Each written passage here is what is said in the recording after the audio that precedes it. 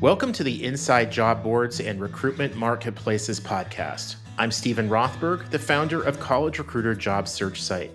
At College Recruiter, we believe that every student and recent grad deserves a great career. And I'm Peter Zollman, founding principal of the AIM Group, the leading global business intelligence service for marketplaces and classified advertising companies. We consult with recruitment marketplaces companies and publish AIM Group recruitment intelligence and a free weekly digest. We also host the annual Global RecBuzz conference. This is the podcast for you to learn more about how to create, manage, and work with general, niche, and aggregator job boards and recruitment marketplaces. Well, if it's a Thursday, and it looks like it is, I must be back with my friend Peter Zollman. Peter, good to be with you today. It's good to be with you, but the secret is that we're really recording this on a Tuesday. So it's airing on Thursday, but today's Tuesday. Although I've been so confused for the past 5 weeks, I have no idea what day it is. It's terrible. Well, I think our sense of timelines vanished, either because of COVID or old age or a combination of the two. Yes. What were you saying again? I'm sorry. Who is this? Who am I? Oh, old jokes are not particularly appropriate, but I'm allowed to make them. Every once in a while, I'll be on stage at a conference and I'll say the fat old white guys and people all go, and I go, I'm allowed to make that remark because I am one. This is true. Although I've lost 15 pounds, so I'm still a fat old white guy, but a little less fat. Well, somebody who maybe he thinks of himself as an old white guy, but he's not a fat old white guy, is our good friend and today's guest, Joe Stubblebine. I met Joe, I think something like a dozen years ago. I was at a TA Tech conference. And at the time, he was running Human Capital Solutions, which I knew then, and I think most people know as Job Circle. He turned around and he sold that to a job search site network that became known as Next. And as Chad and Cheese would say, that's Next with the 2 X's, not the 3 X's. And I think he led media sales there before he left. But the last 4 years, I can't believe it's been that long, he's been the chief revenue officer of Lensa. One of the really interesting things about Lensa, and we're going to dig into it in the interview, is that its founder, the engineers, the operations team, they're all in Hungary. But Joe and the headquarters, and I'm assuming a bunch of other staff too, are in the Philadelphia metro. So we'll get into that. But Joe, in the meantime, welcome to the Inside Job Boards and Recruitment Marketplaces podcast. Hi, guys. It's really great to be here. Peter, Stephen, big fans of you both, and happy to be on the show. Very excited. Well, we're happy to have you. It's been a long while. I think I've known you even longer than Stephen, because when I knew you, it was IAEWS, and I think it was before you were at Beyond. In fact, I know it was before you were at Beyond. So it's been a long time. The recruitment world is changing, and all of the recruitment marketplaces are changing. The latest shift, although it's not latest anymore, but the latest shift is Indeed is going all in on pay per application. Seems like an interesting choice, if not a difficult choice. Talk about that and insights into performance advertising in general. Yeah, I think that this is probably one of the most interesting topics in our space. I know at Lensa, one of our big moves that we've been working on over the last year is doing server-to-server integration. And Stephen, obviously, you run a job board, so you're familiar with that. I think CPA is fantastic for the space, and I think that over the next 12 to 18 months, most job boards will be selling to other job boards that way, as well as a lot of employers will be buying that way. The challenge is being able to get the data back, to be able to get the feedback, to be able to convert those clicks into applications. That raises a question, which is, how do you attribute a job application to a recruitment site. Obviously, if it comes straight through Indeed, Indeed can say, okay, they applied on our site. But what about, and then the employer can say, but that was a bogus application. That was a meaningless application. What about attribution? And I mean, the ultimate is pay per hire, but that's just really complicated. How do you attribute pay per apply? Well, it's a pretty simple way, right? So most job boards have a unique click ID that's appended to every single click that is sent from the job board to the applicant site or to the ATS. And typically, the ATS or wherever that job seeker is landing is going to provide some kind of feedback, either in the form of a pixel fire or a server to server integration, usually via webhook, that takes that ID after it converts and sends it back to the job board, so that the job board then knows we sent 12 clicks to the job, 3 of them converted into applications, and then from there you can derive your cost per application, your conversion ratios, and all the interesting data around that. Now, when you talk about pay per hire, really that's kind of like what contingency staffing companies do, right? Or placement firms. Once you get to that point, it's definitely much trickier. The problem is if you're looking at CPA versus CPA start, we can send the job seeker to the corporate site, but perhaps the ATS process is long and cumbersome. It can be challenging to generate a completed apply based on how that employer has set up their landing pages or their application process. So I think that there are many applicant tracking systems and many job boards that still don't have the capability to report back to the source of the click, which I think is one of the challenges that our space needs to overcome in terms of the recruitment advertising publisher platforms. Interesting. So, question for you on the pay per apply. If the candidate goes over to the employer site, in the US and some other markets, that's typically the ATS. In other markets, might not be. But they go to the ATS, they apply, there's some kind of a trackable URL or some other mechanism that the job board is using so that the ATS should automatically identify it, report back. And the employer is paying on a per application basis. One of the things that I have heard very, very little about, but with Indeed's changes, I think we're about to hear a lot about it, is I think there's going to be a big move to job boards firing their customers or saying, hey, you know, you're XYZ pizza chain, but you've got a 4,000 question application process. And so it takes people an hour and a half to get through. If you're going to pay us on a per application basis, you're going to have to pay $300. Your competitor is only going to have to pay $30.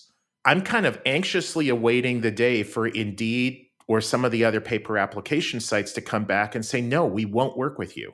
Or we're going to have to charge you such an exorbitant amount of money because your application process is so horrifyingly bad that almost nobody's getting through. Is that something that you guys at Lensa are talking about, or are you not even looking at the pay per application model yet?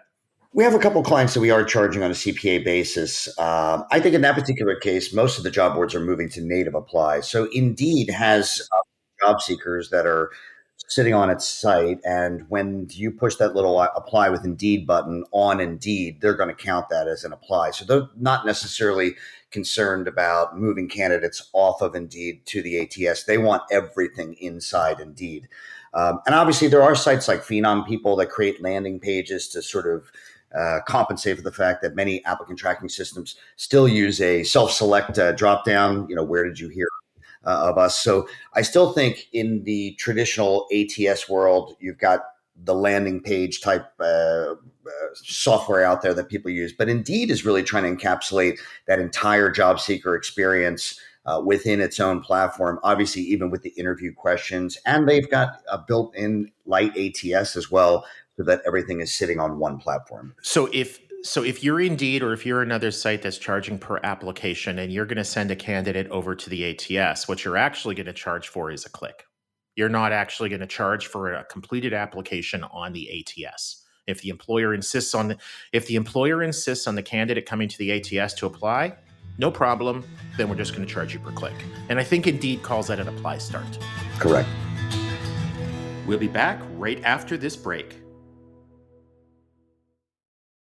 Hey podcast listeners, my name is Paul O'Connor and I'm the host of the Rust Belt Rundown, a show that highlights valuable insights from manufacturing executives and business leaders in Northeast Ohio and beyond. We convene these leaders for candid discussions about business, regional happenings, industry trends, entrepreneurship, and more. With a wide range of guests and topics, there is something for everyone. Listen to Rust Belt Rundown for free on Spotify, Apple, or your favorite podcast app.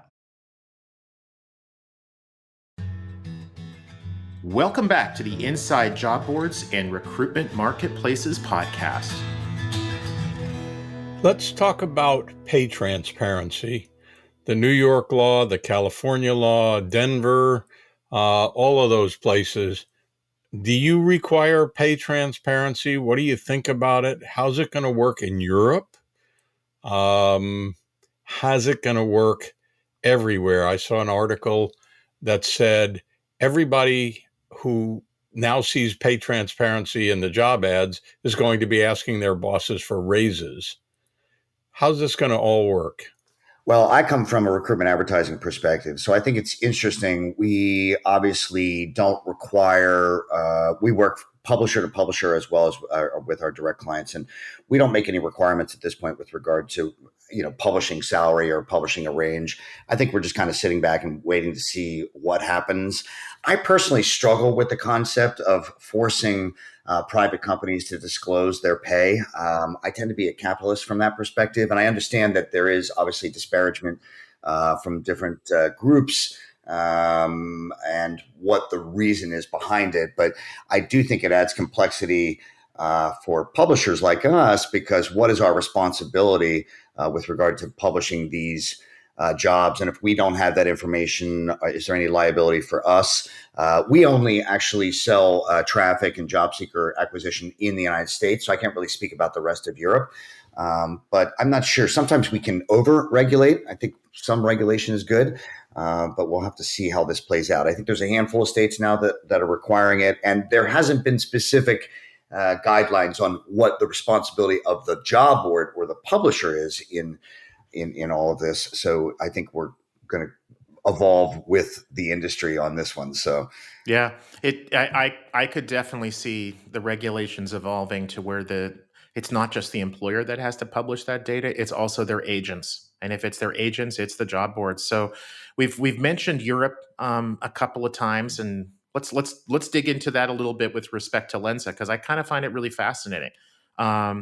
The owner, I don't know if he's the 100% owner or just the primary in Hungary.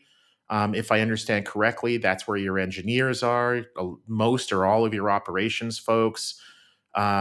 When I was getting ready for the interview today, I saw that your global headquarters is, I think it might be a room in your home, or down the street, whatever. But in Philadelphia, where in Philadelphia Metro, where you are, and then that's no coincidence. So, talk with us about Lensa's model, because it seems really unusual to me to have this significant presence in Hungary, but all the operations, if you will, the job postings, the customers, the candidates in the U.S. How did that happen? Why did that happen? Are you looking to expand outside the U.S.? What's your social security number? All that good information. yeah, it's actually an interesting story. So our CEO is Gergo Vadi. In Hungary, they do last name first, so it would be Vadi Gergo. And Gergo built the largest job board in Hungary called Profession.hu, and he sold it to Stepstone back in 2012. And he got a nice exchange for that. And like most people, they want to make it big in America. And he went to high school here for 3 years. He lived in California for 10 years. He has Canadian citizenship as well, went to school in Canada. So he's always been attracted to the United States from a business perspective and just from a cultural perspective. So what he did was he set up a US-based company, and we are headquartered in right outside of Philadelphia. And we actually have very beautiful offices in Westchester, Pennsylvania. And so we've got about 12 US folks, and the remainder of our team is in Budapest. The S is pronounced sh. So it's Budapest, and we have about 120 folks in Hungary. The model is actually quite brilliant because we only sell traffic and job seeker services in the United States. So we make our revenue in dollars, but yet we have an extremely capable engineering team in Hungary, and we pay our Hungarian teams in forints. So we have a wholly owned Hungarian subsidiary of the U.S. Company. And the economy of scale, especially as the dollar starts to fluctuate in a positive direction against the currency of other countries, we just have a natural advantage of really being able to capitalize the salary disparities in terms of Hungary versus the United States. We have some excellent engineers. Most of our team has master's degrees. At least we have PhDs in AI, mathematics. We have a really, really smart Hungarian team with an American front end. All of our client relations, customer service, sales, all of that type of stuff is run in the US. So it's an incredible blend between two cultures because these guys are really smart, really analytical. And then, of course, we know the space. We've got some people on the team that have been in the space since forever. I've been in the space since 1998. So it's a really great marriage between the two. And Gergo kind of helps bridge the gap between the two cultures. Everybody in our company speaks fluent English. All of our meetings are conducted in English. And we have beautiful offices in Budapest. And as a matter of fact, we're adding another, I think, 10,000 square feet because we are aggressively hiring.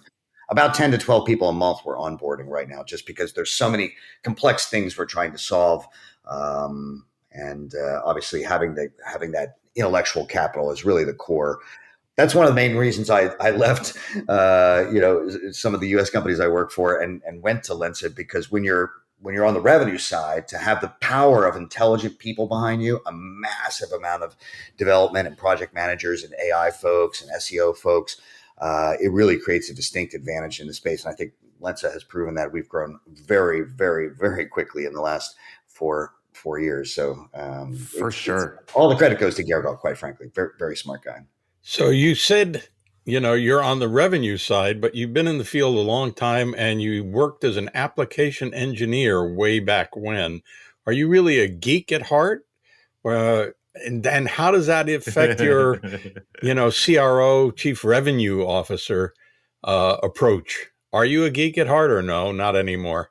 I wouldn't say I'm a geek at heart. I'm actually a capitalist, but I like taking technology and making money. And I think it's a lot of fun to just write some code, put some stuff together, see if people buy it, replicate that process, scale it. So from that perspective, it's fun to be able to craft something with your hands and put it out there and people purchase it. So I wouldn't necessarily say I'm a geek or a nerd, but I really enjoy taking technology and converting that into revenue. And I think in our space, we actually get to help people find jobs. If we do our job well, there's somebody somewhere that's feeding their family as a result of the work we did. And so you have this extra layer of just sort of being satisfied in this particular space, more so than just a straight, fintech or other sort of generic tech space. So, but I used to be a coder back in the day, and I wasn't very good at it. My team always said, Joe, make it, but we make it better. So I would try and code stuff, and then they would just fix it and make it more efficient. But I did start out as an IT contractor for many years. Well, there aren't too many things in this world that are more honorable than helping somebody find a great new job.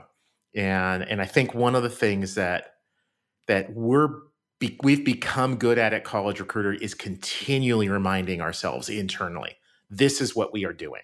So you can talk about a click being 50 cents or an employer signing up for 1,000 postings or whatever. But at the end of the day, when we're helping people find jobs, that is transformative for them, their family members, their friends, their community. It's really honorable. And we all need to keep an eye on that.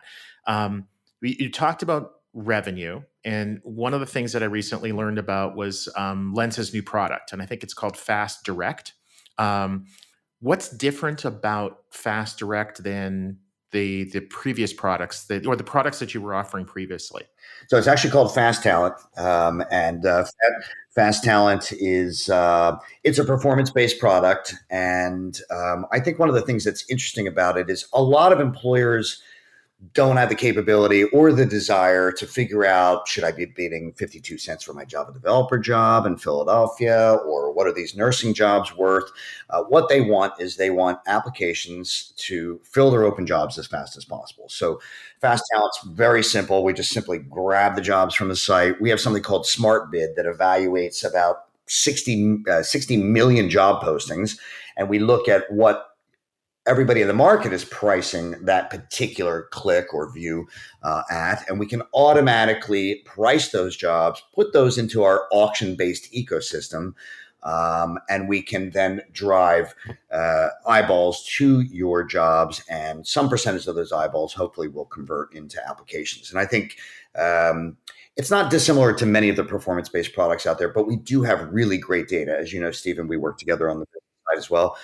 So we can show customers at the job level clicks, conversions to applies. We have the ability to obviously distribute those jobs to 70 plus partners. We also have a very strong Google for Jobs presence.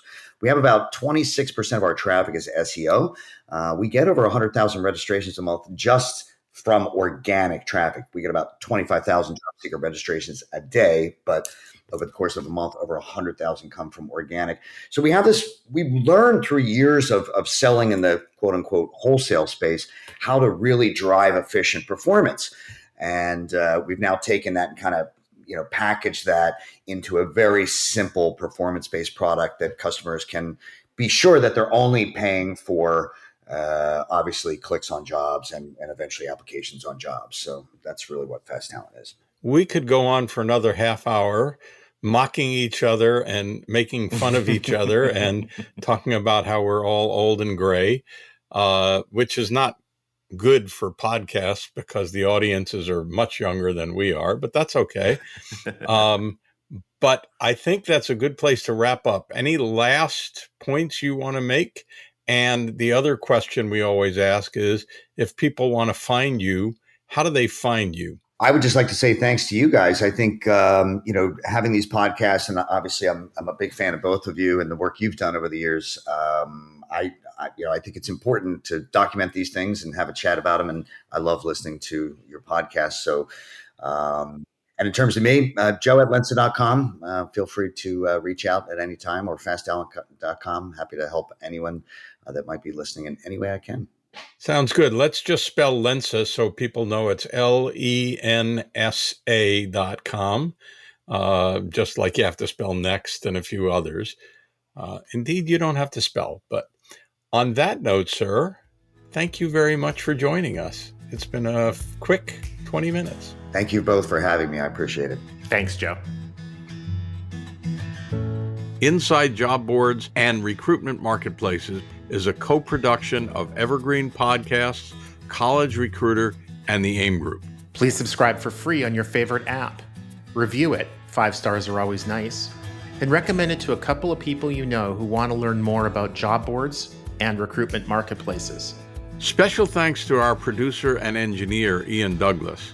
I'm your host, Peter Zollman of the AIM Group, the leading global consultancy in the field of marketplaces and classified advertising. Find out more about our reports on recruitment marketplaces, job boards, and classifieds, including our new Recruitment Marketplaces Annual, at aimgroup.com/reports. I'm your host, Stephen Rothberg, of job search site College Recruiter. Each year, we help more than 12 million candidates find great new jobs. Our customers are primarily Fortune 1000 companies, government agencies, and other employers who hire at scale and advertise their jobs with us. You can reach me at stephen@collegerecruiter.com.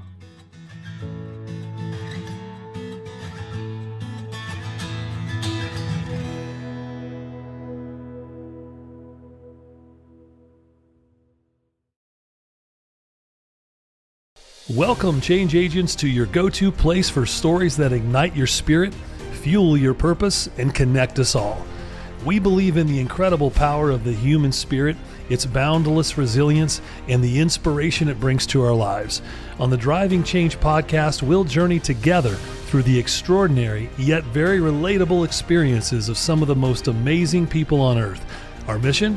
That through these stories, we might just spark change within you and awaken a newfound motivation to harness your unique gifts to make a real difference in the world. So get ready to be inspired and join us on this incredible adventure. You can find the Driving Change podcast on Apple Podcasts, Spotify, iHeartRadio, or wherever you love listening to your favorite podcasts.